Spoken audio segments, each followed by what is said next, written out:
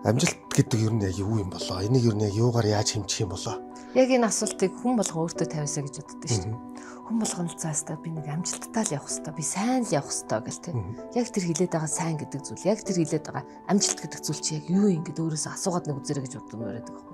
Тэгэхгүй амжилт гэдэг тэр ойлголтоо өөрөө тодорхойлоогүй мөртлөө тэр гэж утга учирыг ойлгоогүй мөртлөө тэгэл амжилттай сайн явна л гэсэн нэг хүмүүс ингээл тунхаглаад лоозондоод тэгэл ингээл тэр амжилтын төлөө цаг нарг үзтгэл ингээл те өр хүүхэд таны ижил өстой нэр юу гэдэг нөгөөдөлөө мартаал ирсэн амжилтын төлөө зүтгэж ядал хамаг сайхан амьдралын гоё сайхан юм хажууд байсан юмнуудаа өнгөрөөцсөн байдаг.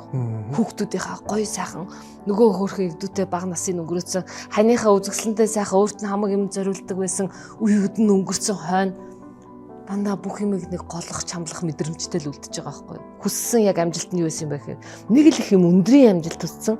Яг тэр өндөрөөч тодорхойлоогүй тэр өндөрт нь яг юу байгаагаа ч ойлгохгүйгээр л амжилтыг тодорхойлчвал тодорхойлоогүй амжилтын төлөө зүтгэсэн хүмүүс зөндөө байгаа байхгүй юу. Тэр хүсэж байгаа өөрөөр хэлбэл тэр амжилт гэдэг чинь аз жаргал байхгүй юу та.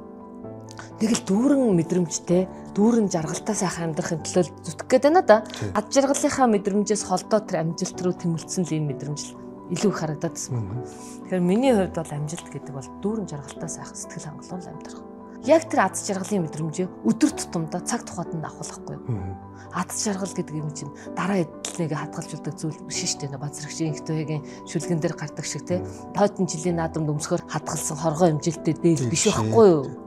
Өнөөдрийг аль болох хэн нэгэнд нэг жаргалтай сайхан үг хэлээд хэн нэгэнд дотн дулаан сайхан мэдрэмж төрүүлээд хэн нэгэнд жоохон ч гэсэн урам хайрлах үг хэлээд хажуудаа суугаа хандаа сайхан үг хэлээд нэг өнөөдөр л сүүлчийн өдөр юм шиг тэрврээд өнөөдөр л сүүлчийн удаа хэлэх гэж байгаа юм шиг хамаг сайхан үгээ хэлээд энэ ад жаргалын мэдрэмжээ хандаа хүүхдүүдтэй төрүүлээд явах байхгүй юу. Яг өдөр болгоноо сайхан өнгөрөх. Яг одоо цагаа сайхан өнгөрөх.